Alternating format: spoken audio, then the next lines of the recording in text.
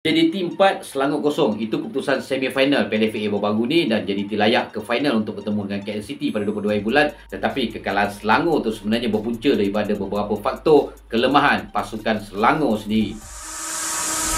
Okey kan, welcome back Suara Bola 79. Agak lewat sikit untuk memberi kupasan dan ulasan semifinal antara JDT dan juga Selangor. Tapi sedia maklum, kemenangan besar 4-0 skuad Johor Darul Ta'zim bukanlah hebat sangat pasukan JDT pada malam tu, tetapi kekurangan ataupun kelemahan yang dilakukan coach Jurulatih Selangor dan juga pemain-pemain di atas padang. Ini betul-betul pada aku apabila kita melihat pada separuh masa pertama, yang mana pemain-pemain Selangor pada first half terutamanya banyak ball watching, hanya melihat gerakan-gerakan yang dilakukan pemain-pemain Johor Darul Ta'zim, terutama antara Foresteri dan juga Arif Aiman, tidak melakukan tekanan ataupun blok setiap gerakan-gerakan daripada skuad Johor Ta'zim. Kalau mengikutkan statistik pada perlawanan malam tu, ball position juga antara JDT dengan Selangor sebenarnya tidak banyak beza, dan juga seperti on target, corner yang dilakukan pasukan Selangor juga sangat baik, tetapi pemain-pemain hadapan pasukan Selangor sebenarnya tak berjaya untuk melakukan jaringan dalam percubaan-percubaan yang ada. Dan separuh masa pertama tu juga baru kita melihatkan penjaga gol Johor Darul Ta'zim, Shihan Azmi, sebenarnya banyak melayangkan badan, melakukan save bola, ada juga sebenarnya menggagalkan percubaan-percubaan bahaya daripada pasukan Selangor.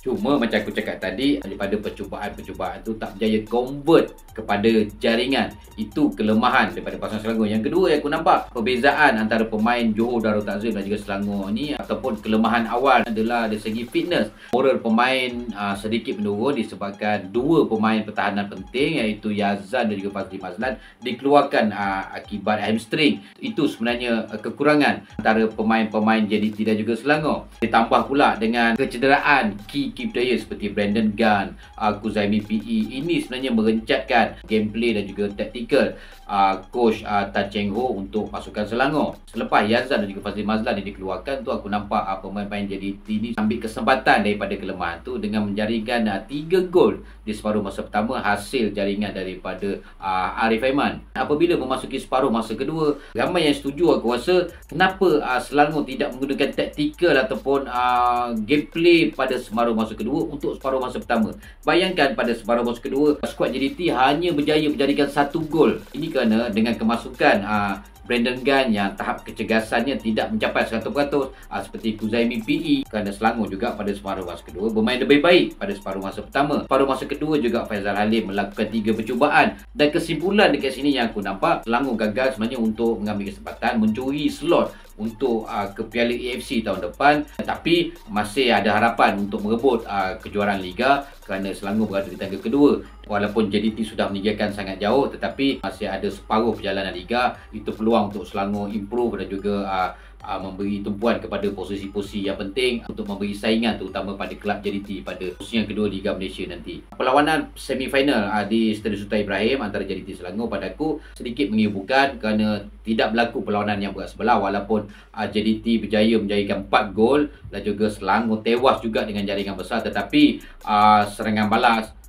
gameplay taktikal Selangor juga berjaya menembusi bahagian pertahanan JDT, berjaya juga membuat percubaan-percubaan yang mencemaskan pintu gol JDT yang dikawal oleh Shihan Azmi. Ini sebenarnya satu perkembangan yang baik dalam Liga Malaysia kerana sudah mula kelab-kelab di Liga Malaysia cuba untuk memberi saingan dengan permainan open play, tidak parking bus ataupun tidak bergampung di pasukan sendiri. Tapi itulah apabila berjumpa dengan kelab seperti JDT, apabila sebuah kelab tu bermain open game atau open play, mereka sebenarnya seharusnya bersedia dengan fitness, kepantasan yang ada pada skuad JDT. Itu adalah kelemahan yang ketara aku nampak pada kelab-kelab di Liga Malaysia ni.